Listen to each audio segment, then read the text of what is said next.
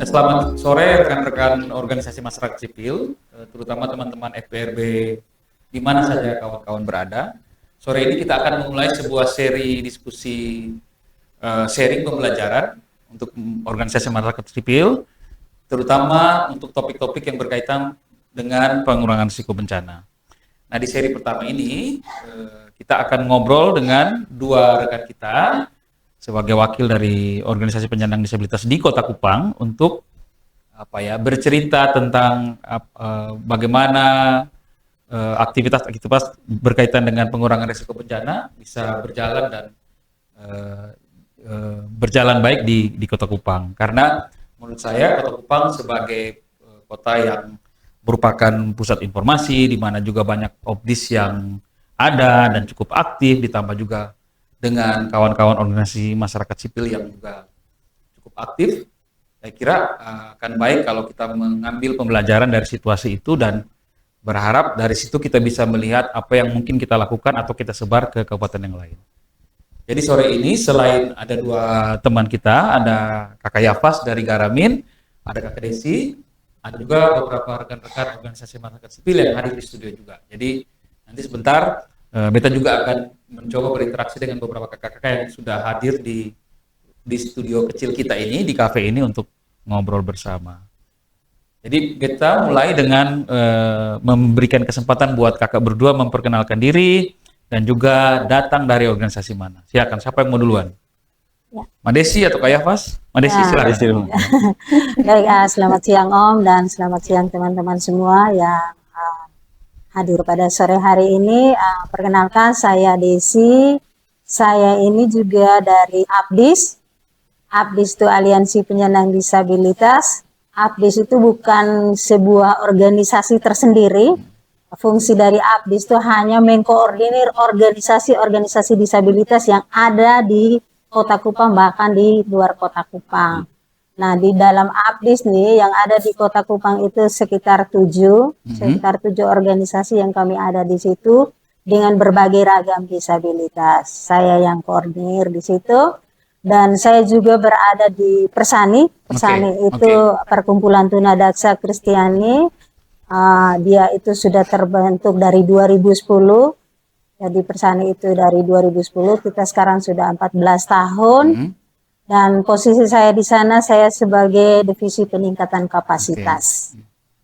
Persani 14 tahun Mbak Desi ya? Berarti sudah lumayan lama. Tahun. Kalau APDIS ini baru dari 2020. 4 tahun. Sip.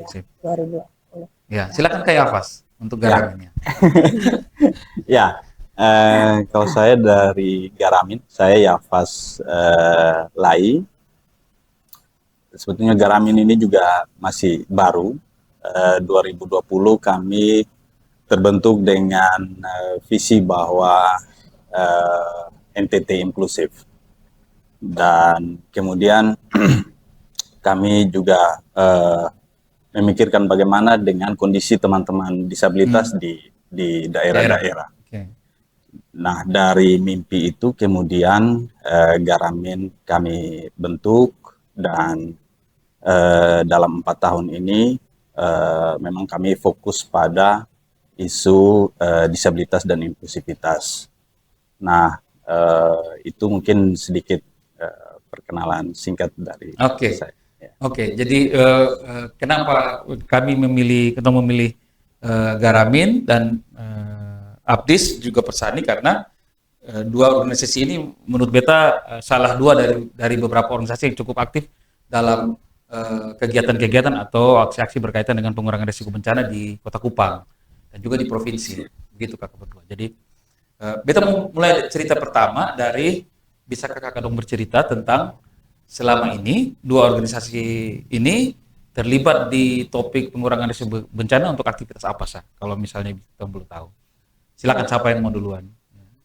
Baik. Kalau saya terlibat, kami di Persani itu terlibat itu dari 2018. Kami terlibat dari 2018 itu kami dipercayakan oleh sebuah NGO, ASB namanya, ASB Tersamari Terbun, itu bekerja di isu penanggulangan bencana yang inklusif disabilitas. Jadi daerah kerja mereka itu ada di Kabupaten Kupang, ada di Desa Osina dan juga ada di Oke. TPS. Oke. Nah, dan kalau untuk di Kabupaten Kupang itu hanya untuk melakukan peningkatan kapasitas kepada organisasi-organisasi penyandang disabilitas yang ada di Kota Kupang. Karena memang awalnya memang teman-teman organisasi disabilitas itu di Kota Kupang itu belum terpapar tentang isu-isu bencana. Itu 2018, Mas? Iya, di 2018 itu. Jadi itu hal yang baru bagi teman-teman. Jadi dengan berjalannya waktu kami melakukan pemahaman betapa pentingnya inklusif disabilitas itu dalam hal-hal kebencanaan seperti itu. Jadi berarti sejak 2018 katakanlah Persani atau Abdis itu sudah cukup terlibat di banyak aktivitas berkaitan dengan pengurangan bencana ya? Oke. Sip, Man. Kalau Garamin sendiri? Kalau Garamin, memang kami hadir di kondisi kondisi waktu itu COVID, lalu kemudian Seroja. Seroja. Ya, jadi saya cerita mungkin di situasi Seroja waktu itu, bahwa kemudian semua dengan kegiatan, semua dengan aktivitas dalam upaya pengurangan risiko bencana. Kami waktu itu melihat bahwa teman-teman disabilitas hampir luput dari perhatian. Contoh kecil, data misalnya. Nah, yang waktu itu kami coba lakukan adalah mengumpulkan teman-teman disabilitas yang terdampak terkena dampak waktu itu lewat WhatsApp group waktu itu. Dan kami juga mencari informasi, mencari dukungan donasi untuk kemudian juga membantu teman-teman disabilitas yang terdampak waktu itu.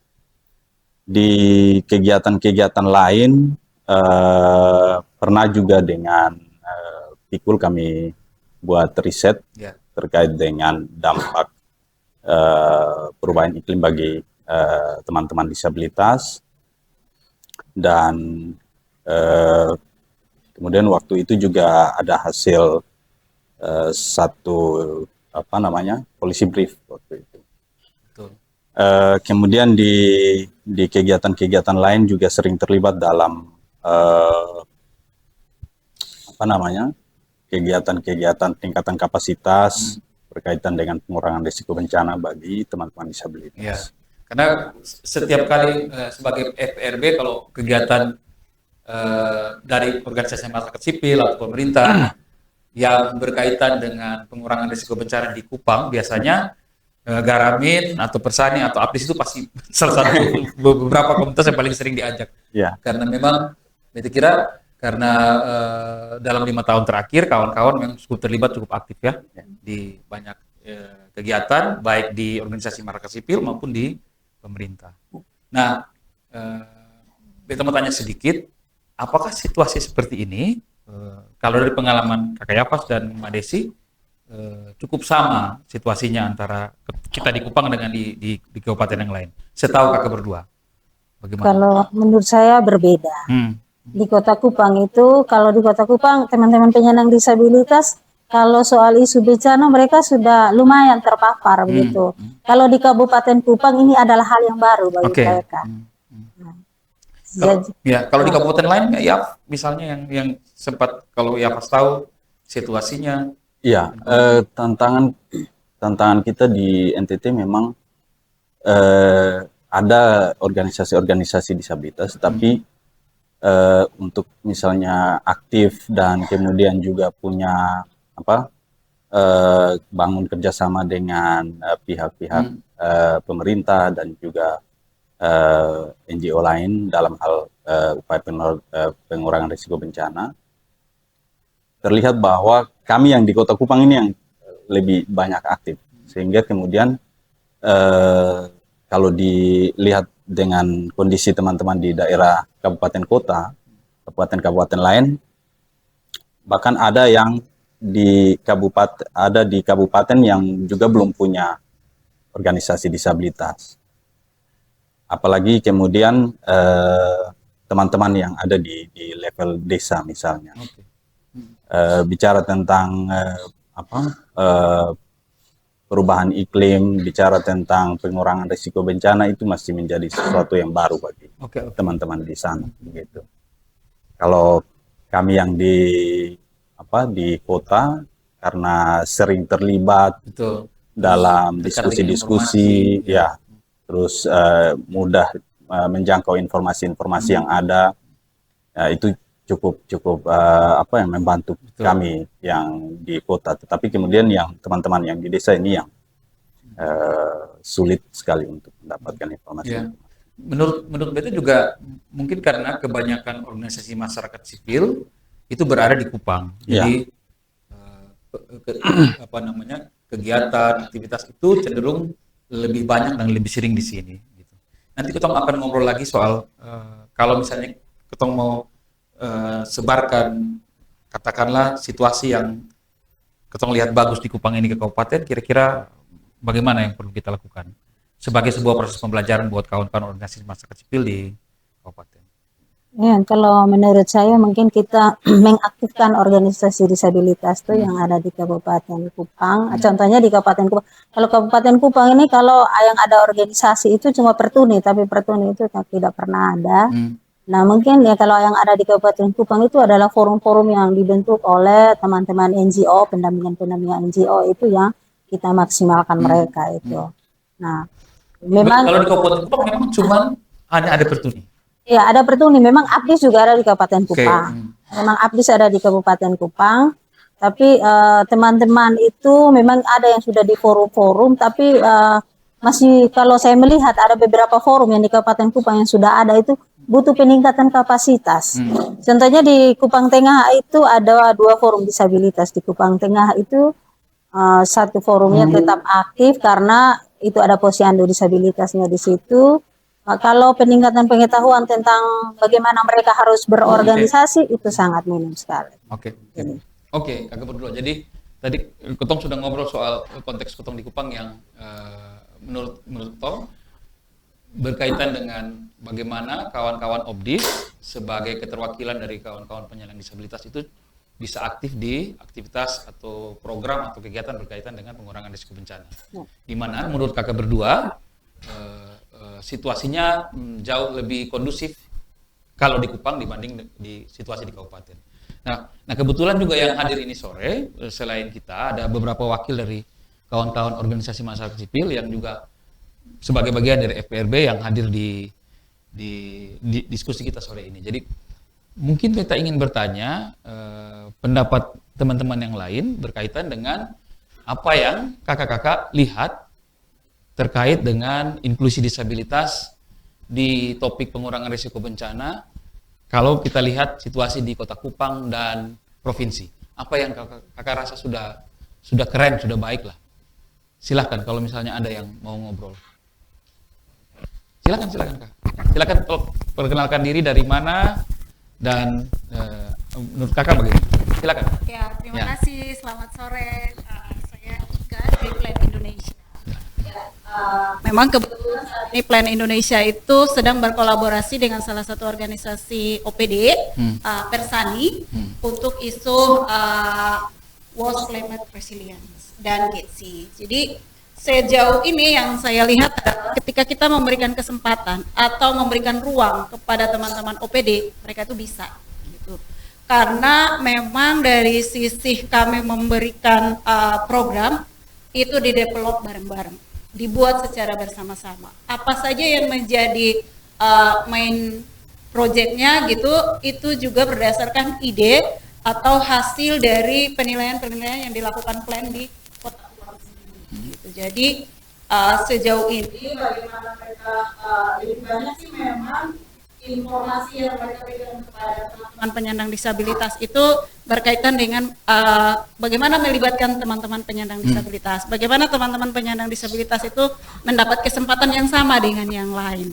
Nah, sejauh ini memang sudah banyak teman-teman penyandang disabilitas yang terlibat.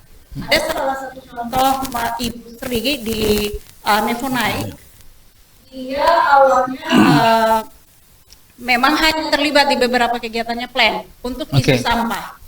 Lalu sekarang dia bersama dengan teman-teman di kelurahan, dia minta bantuan dengan kendaraan yang roda 3. Dia sekarang itu aktif untuk mengajak teman-teman pemulung untuk memilah sampahnya dan sampah itu diantar ke bank sampah. Kami merasa bahwa ini adalah pembelajaran yang baik ketika teman-teman penyandang disabilitas itu mendapatkan ruang atau dipercaya, diberikan kesempatan untuk mereka berkontribusi. Nah, selanjutnya memang tinggal bagaimana kita mendukung mereka terus.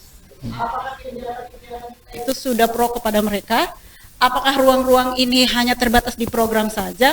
Atau memang mereka bisa menggunakan itu sebagai sesuatu yang mereka untuk bisa berubah dengan orang lain. Mungkin sedikit itu dulu, nanti kita bisa. Nah, beta kira menarik kakak. Apakah situasi itu cukup sama kalau kita lihat di daerah atau kabupaten? Gitu. Jadi soal keterlibatan, soal kesempatan itu bukan hanya di plan, tapi untuk organisasi masyarakat sipil yang lain, apakah kita lihat itu cukup sama atau Kupang ini cenderung lebih aktif atau lebih karena situasi yang mungkin itu tadi sudah disebutkan oleh Kayapas dan Kades.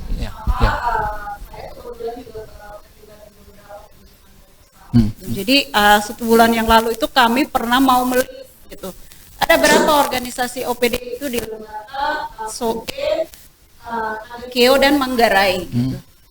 Kalau Manggarai ada gitu. Naga Keo ada.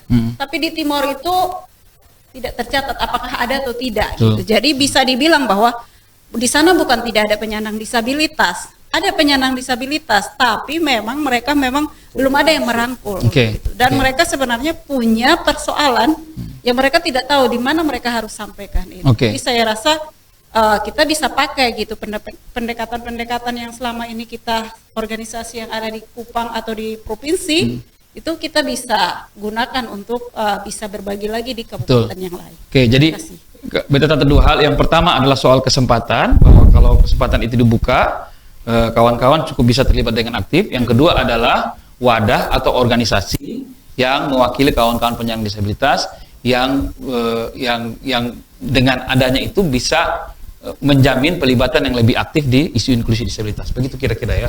Jadi dua hal ini yang beta coba tangkap. Dari kakak yang lain, silakan kalau ada lagi.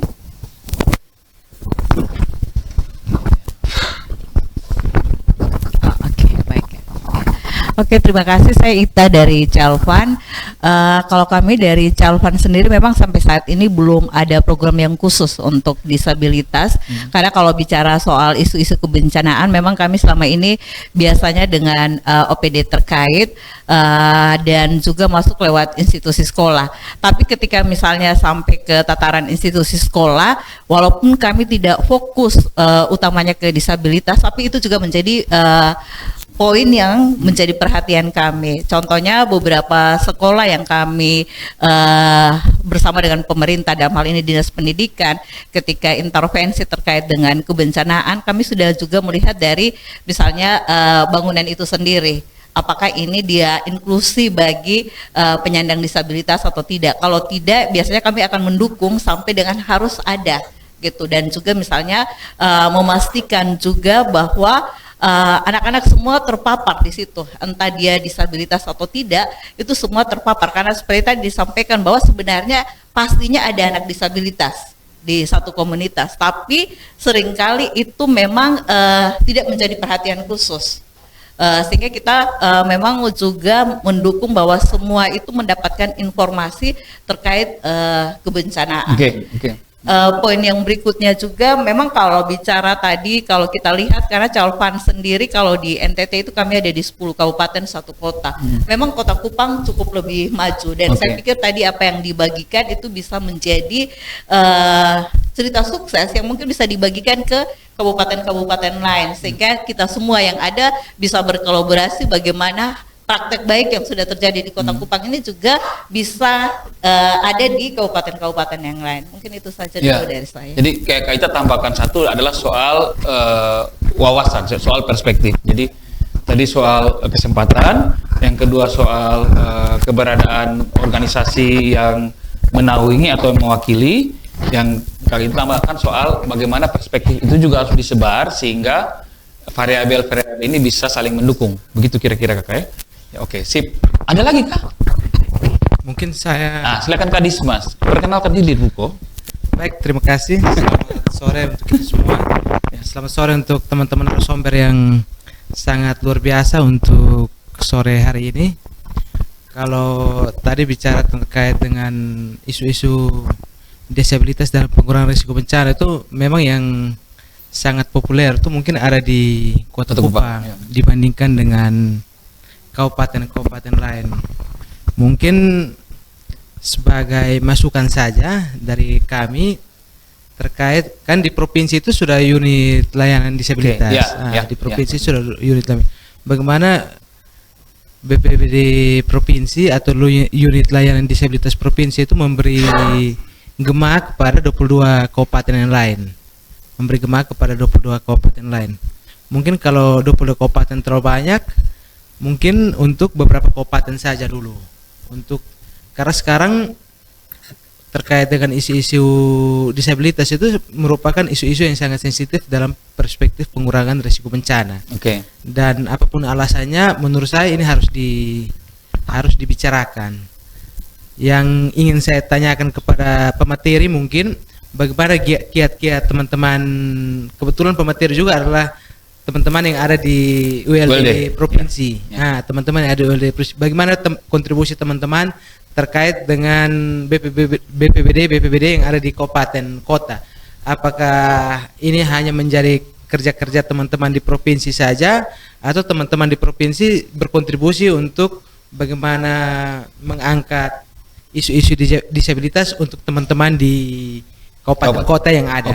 Mungkin dari saya itu saya. Terima kasih. Sip. Jadi kalau Dismas malah usul konkret bahwa keberadaan ULD yang sudah dimulai di provinsi itu akan baik kalau misalnya praktik itu juga diturunkan ke kabupaten yang lain di tingkat BPBD. Sip. Jadi berarti kita mendiskusi sudah makin mengerucut. Jadi mari sudah kita mencoba mengambil pembelajarannya. Katakanlah kalau kita mau situasi kita yang di Kupang ini bisa cukup menyebar ke kabupaten, apa prasyaratnya? Apa yang mesti ada? Apa yang perlu kita lakukan berkaitan dengan organisasi penyandang disabilitas atau keberadaan keterwakilan dari teman-teman penyandang disabilitas? Yang kedua, apa yang bisa kita lakukan berkaitan dengan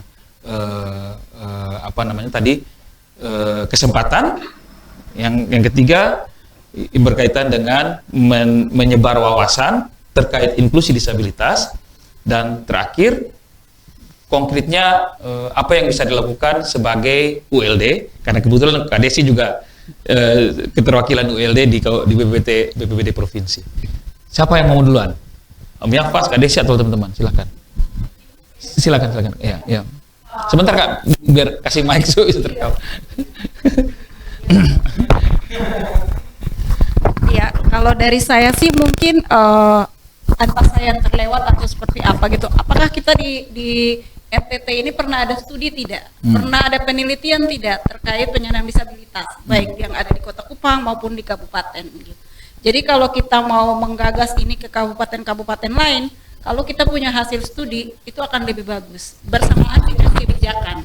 Jadi kita tidak hanya datang tanpa hanya informasi yang ada di kepala kita, tapi paling tidak ada buktinya gitu. Buktinya yang kita bisa pakai untuk kita bisa datang ke pemerintah di setiap daerah. Mungkin itu akan sangat membantu sih. Yep. Jadi memahami situasi yang ada di kabupaten, termasuk variabel-variabel yang kita sebut soal keberadaan keterwakilan, kemungkinan mendapatkan kesempatan dan seterusnya, itu bisa diangkat dalam sebuah studi yang akan memudahkan kita untuk menyebar praktek baik ini. Betul Kira-kira sekali. begitu, Kak? Yes. Sip. Kakak berdua, Kak Desi. Mungkin saya akan.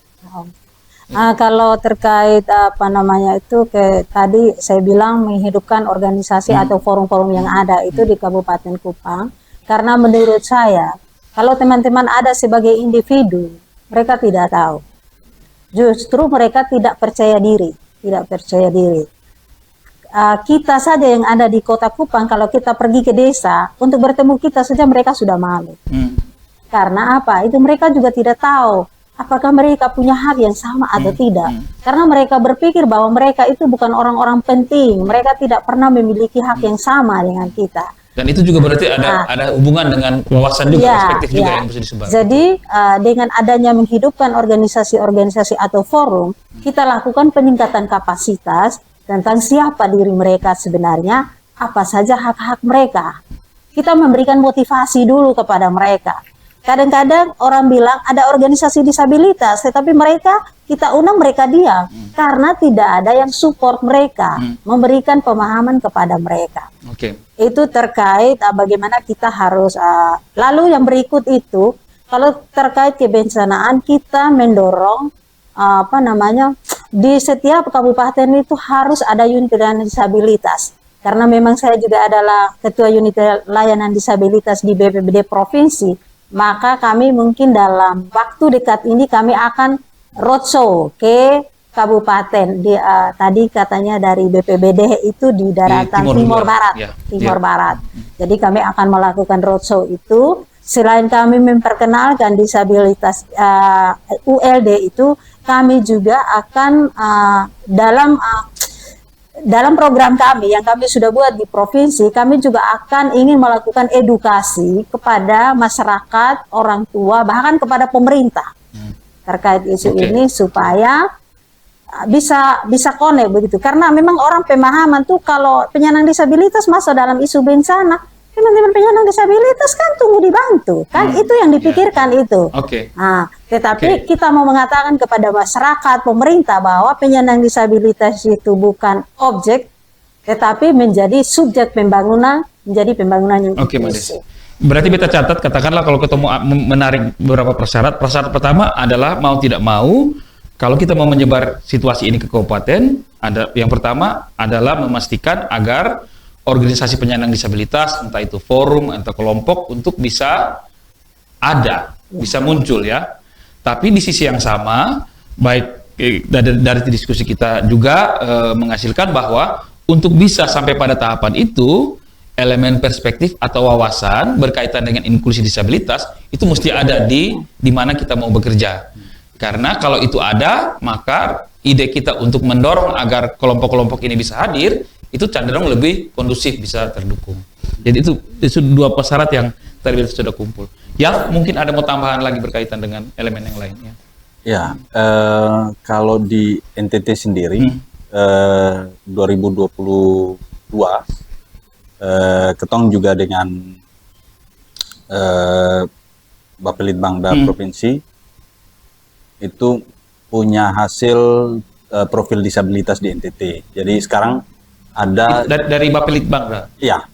Jadi kami coba menawarkan untuk kita coba sama-sama identifikasi kelompok atau forum atau organisasi disabilitas yang ada di NTT. Jadi itu yang tadi Yapas bilang 18, ada 8 ya, yang kurang lebih 18 itu. Tambah dengan sekarang Rotendao, jadi sudah mulai bertambah.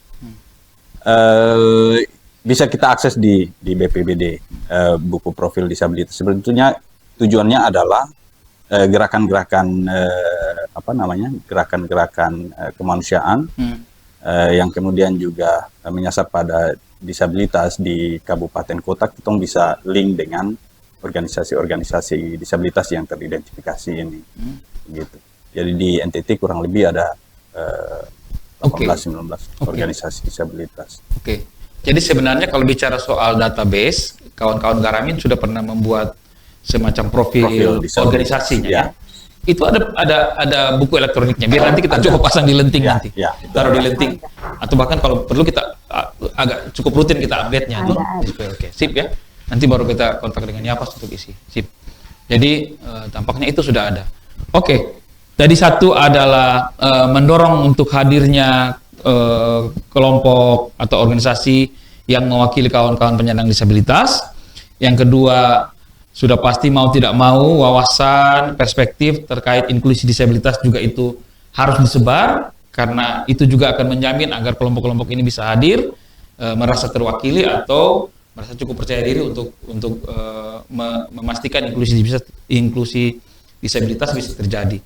Terus yang tadi Yapas mengatakan bahwa saat ini Garamin sendiri bekerjasama dengan beberapa organisasi yang lain sudah memulai membangun semacam database tentang profil-profil organisasi penyandang disabilitas yang ada di NTT. Nanti kita berharap bisa terhubung dengan Lenting supaya bisa diakses oleh lebih banyak kawan-kawan. Sip. Bisa Ada lagi? tambah sedikit. Mbak Desi, setelah itu saya lempar ke teman-teman yang lain. Oke, saya tambah sedikit kalau terkait tadi aturan. Terkait aturan, karena nanti kalau kita berbicara tentang harus inklusi disabilitas dan sebagainya, itu mereka pasti tanya aturan, peraturannya. Kalau untuk provinsi itu memang kita sudah ada perda disabilitasnya, perda disabilitas nomor 6. Tetapi untuk Kabupaten Kupang itu belum. Jadi mungkin salah satunya Kabupaten Kupang yang saya kasih contoh ini mungkin itu bisa mendorong adanya perda juga supaya lebih memperkuat para yang di bawah ini, para pemerintah desa dan sebagainya itu supaya menjadi acuan kepada mereka. Tapi kalau untuk kabupaten yang lain, contohnya Manggarai, itu mereka sudah ada perda, tapi mungkin perda yang mereka punya itu mungkin perlu direvisi. Kalau saya tidak salah dengar, karena kalau perda yang ada di Larantuka itu kan sebelum tahun 2016. Tapi poinnya adalah juga memastikan ada kebijakan-kebijakan pendukung yang bisa memastikan agar inklusi disabilitas bisa berjalan. Tidak hanya di organisasi masyarakat sipil, tapi juga di kakak-kakak di pemerintahan. Oke, sip. Saya tangkap. Ada tambahan lagi? Kalau kita bicara soal prasyarat menyebar praktik baik yang ada di Kota Kupang ini atau di provinsi bisa nyebar ke kawan-kawan di kabupaten, silakan.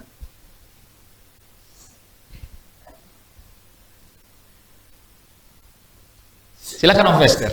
Ya.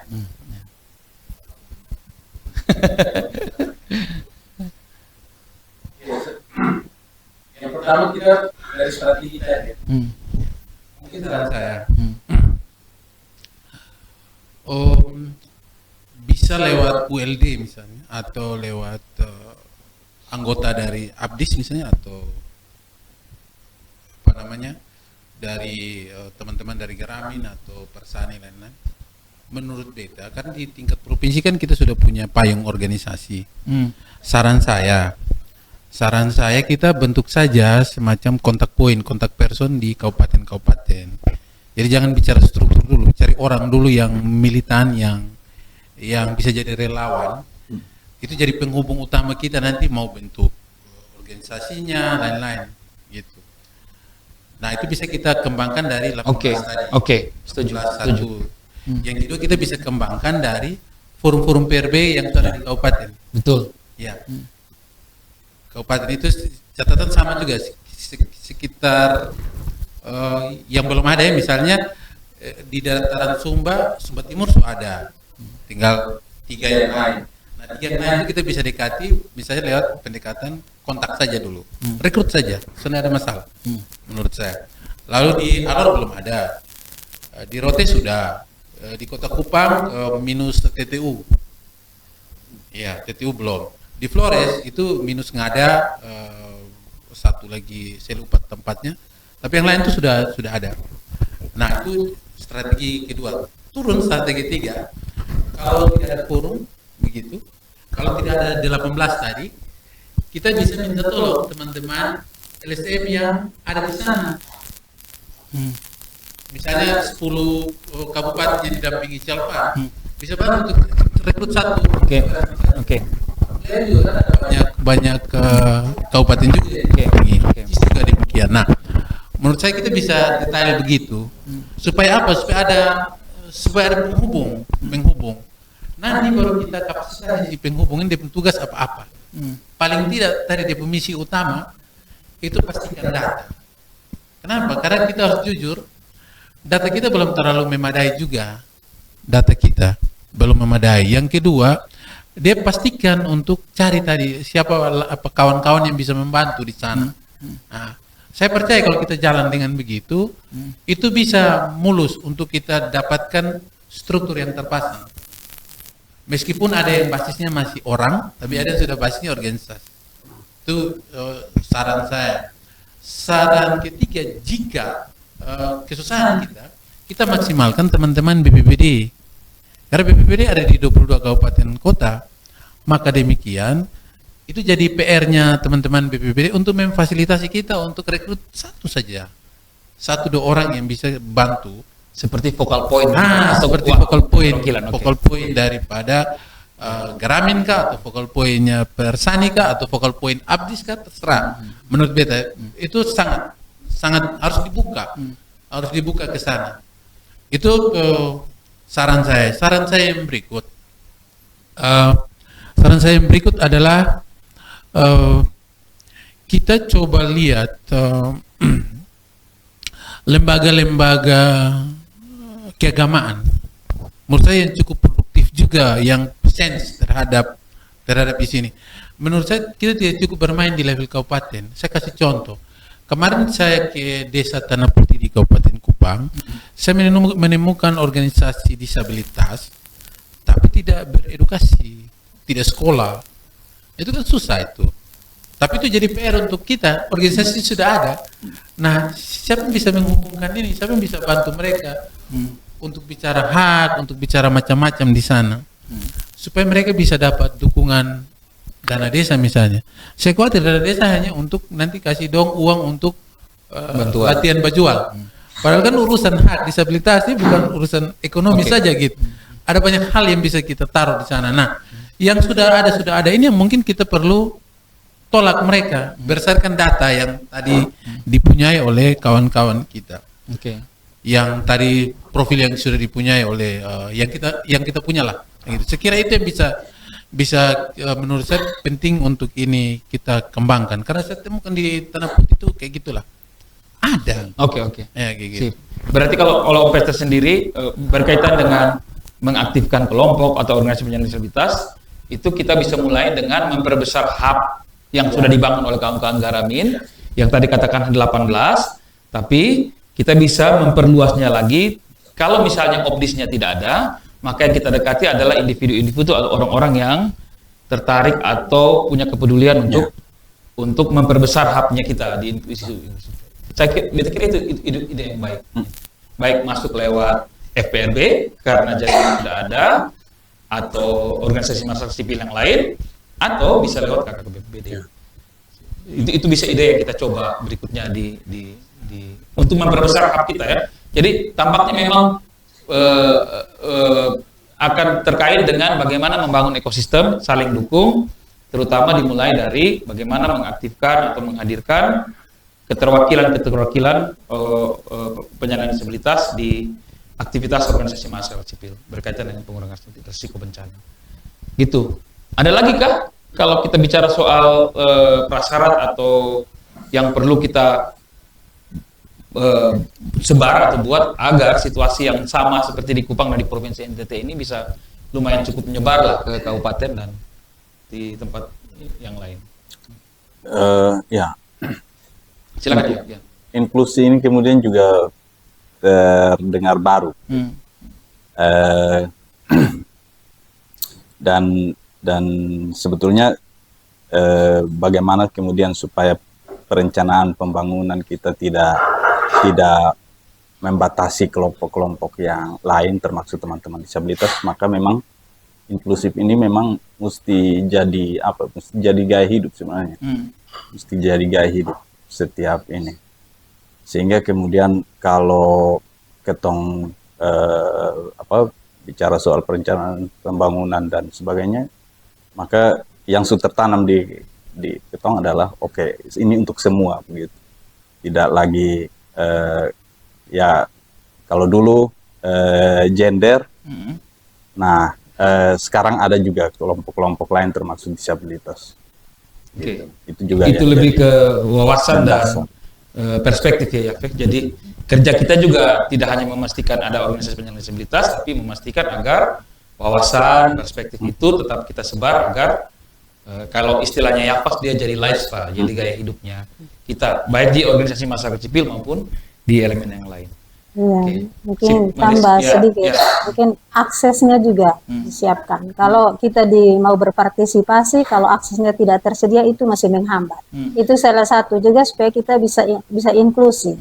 Kalau wadahnya ini sudah tersedia, tapi akses di mana? Gitu. Oke. Nah, itu juga sangat penting sekali akses. Kalau tadi kan sudah disebutkan penerimaan itu harus ada, partisipasi ada, partisipasi jika akses tersedia. Betul, betul. Ini. Jadi menarik. Jadi dalam beberapa diskusi soal akses, Mbak Desi, beta mendapatkan wawasan baru bahwa bicara soal aksesibilitas tidak hanya fisik, tapi Ya, juga bukan bagaimana fisik. memastikan agar hambatan yang menghambat kawan-kawan penyandang disabilitas itu Ya. bisa berkurang bahkan hilang gitu.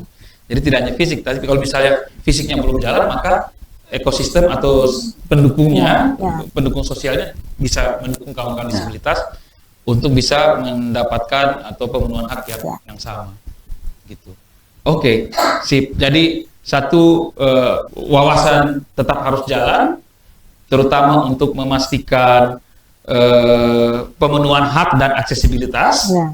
baik fisik maupun sosial, itu harus jalan.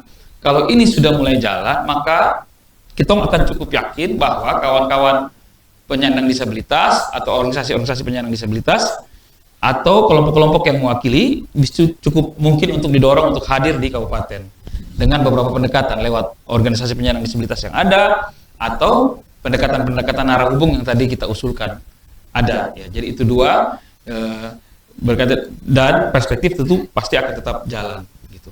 Ada lagi kah prasarat tambahan? Maleri silakan. Ya. Ya. Ketong tahu pemerintah sekarang ini, walaupun dia tahu, dia masa bodoh. Ya, dia bikin juga asal nama saya. Yang penting orang itu jadi bikin untuk cari kelihatan populis, sehingga peran masyarakat di luar untuk membantu mendampingi teman-teman afirmatif.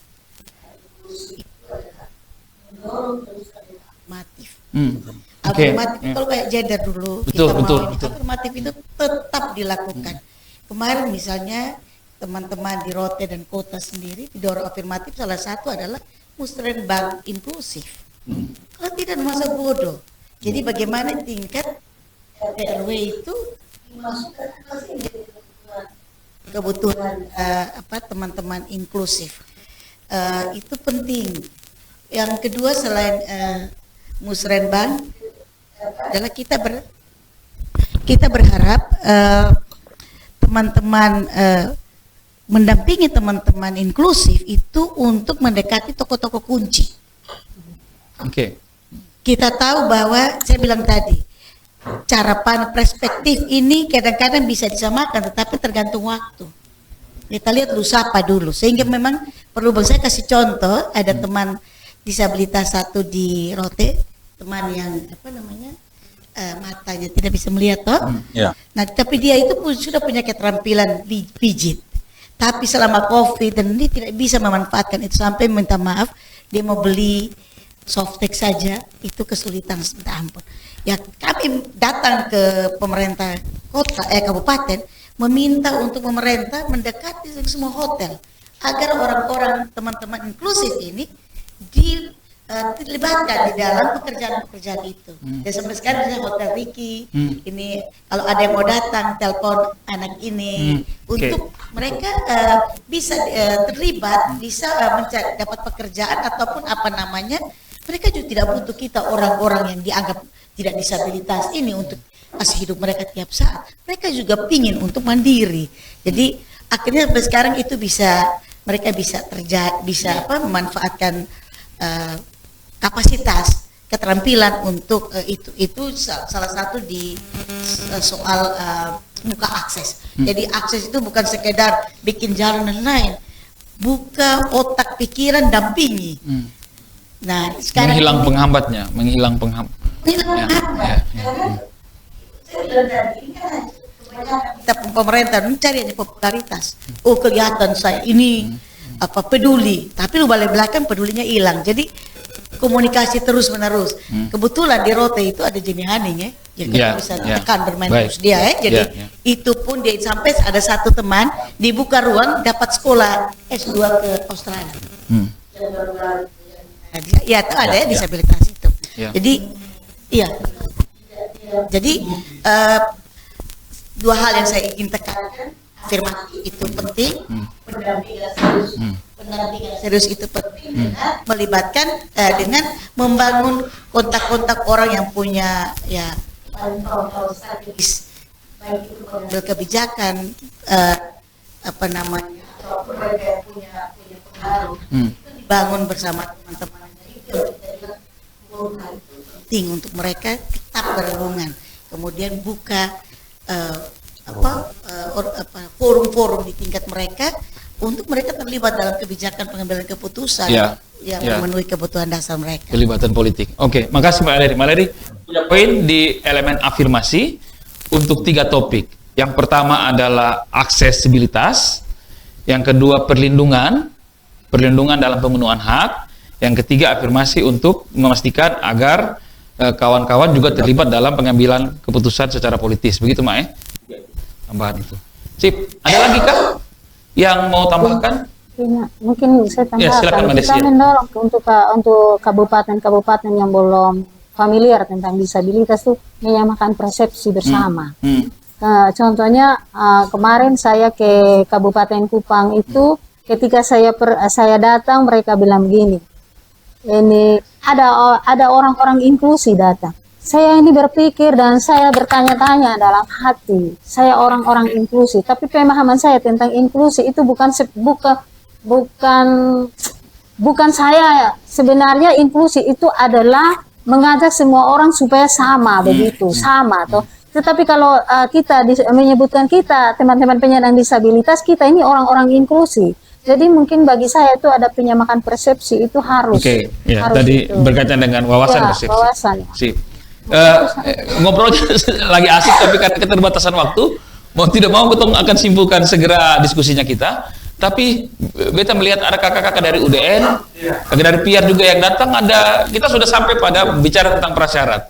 Bagaimana hal-hal yang sudah baik berkaitan dengan inklusi disabilitas di Kota Kupang dan juga di provinsi ini bisa nyebar ke daerah yang lain, karena Kota Kupang ini kan punya, kalau beta sebut sebagai hak istimewa, dekat dengan informasi, organisasi masyarakat sipilnya juga banyak, program-program pendukung juga ada banyak tersedia, orang-orangnya juga aktif. Jadi itu yang kita sebut sebagai hak istimewa yang ada di Kupang.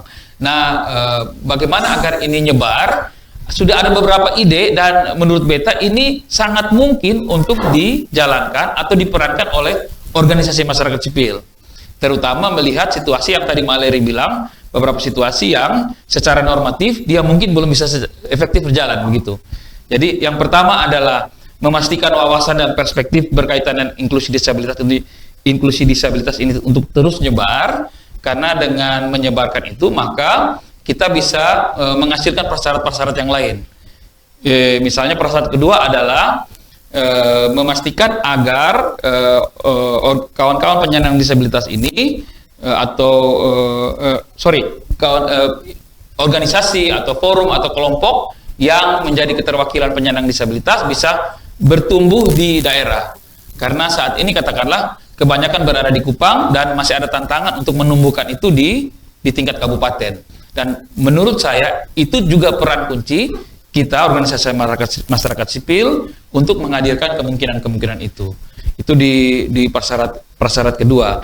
Terus prasyarat ketiga tadi bicara soal dalam konteks tertentu, maka mau tidak mau organisasi masyarakat sipil perlu melakukan peran-peran afirmasi.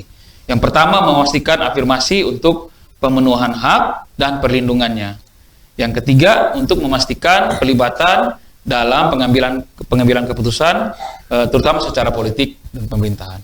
Jadi itu beberapa yang tadi sudah kita obrolkan, Madam, kakak-kakak dari PR. Kalau ada lagi yang mau dimasukkan dalam diskusi kita sore ini, sebelum kita tutup, saya persilahkan. Silakan. Karena kalau ngomong bencana itu juga rentan untuk kekerasan ya di tempat, khususnya ya terjadinya kekerasan baik itu di shelter dan sebagainya. Jadi memang ini juga jadi catatan penting yang harus di highlight oleh teman-teman khususnya masyarakat sipil pada saat penanganan kasus, karena kadang-kadang juga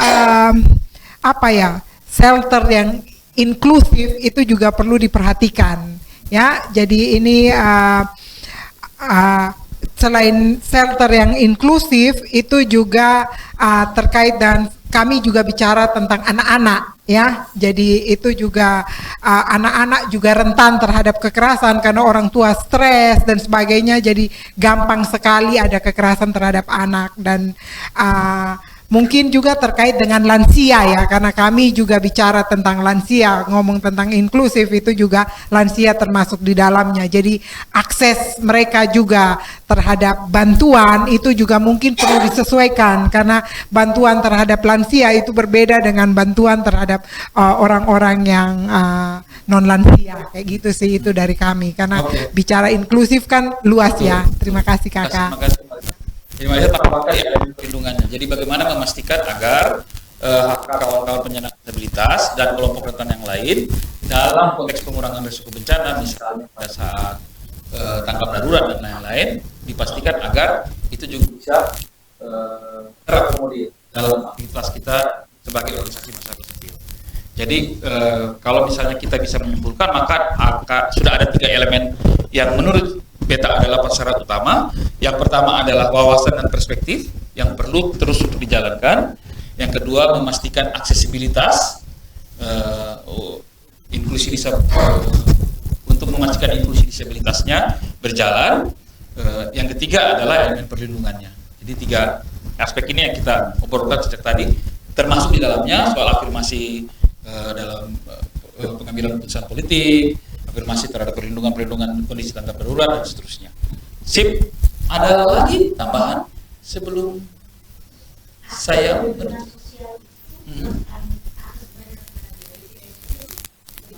Ya. Yakinkan bahwa semua teman-teman khususnya yang disabilitas itu bisa mengakses. Kita harus memastikan bahwa dia sudah tercatat.